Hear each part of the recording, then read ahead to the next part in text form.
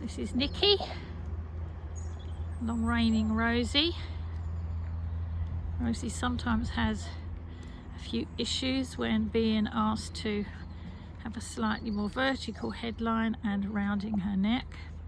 Does it for a little while but gets quite resistant and quite agitated.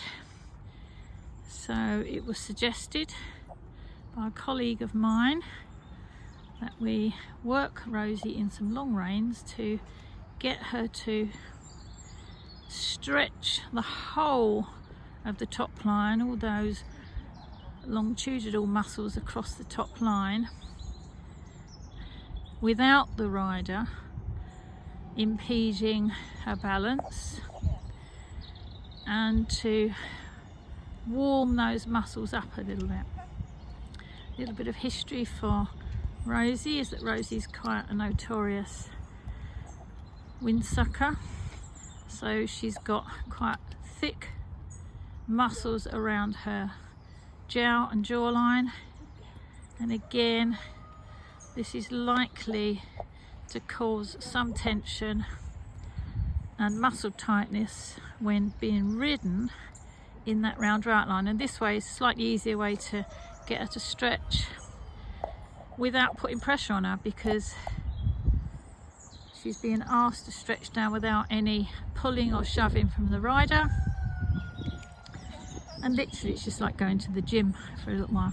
This would only be done at this stage for 7 to 10 minutes max. It would not be a good idea to do it for any longer until the horse is really fitter and used to having these top line muscles stretched a little more. So if you are thinking of doing it yourself, come to us, we can assist you in that sort of score, but try and do it yourself. But don't do it for any more than about 5 or 6 minutes to start on both reins. As you can see, Rosie's now quite used to the long reins, having been trained by moi. So we've helped her, and this is Nikki doing it herself for the first time on her own, obviously under supervision.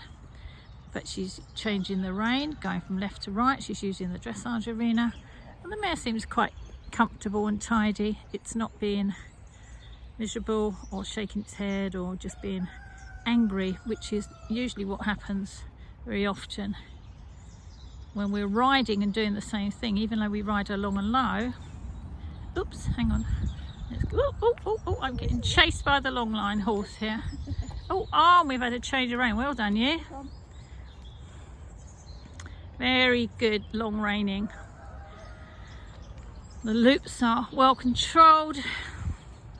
There's no slackening of the rope. The ropes are not on the floor, which is absolutely one of the most important aspects of long reining, is to not have the ropes dangling on the floor. The horse is just stretching neatly down. It's not so far down that it's touching the floor. And we've also got those loops through the stirrups, and the stirrups are tied to the girth in order so that the stirrups don't move out of place. So all in all, pretty damn good job. Well done, Nikki.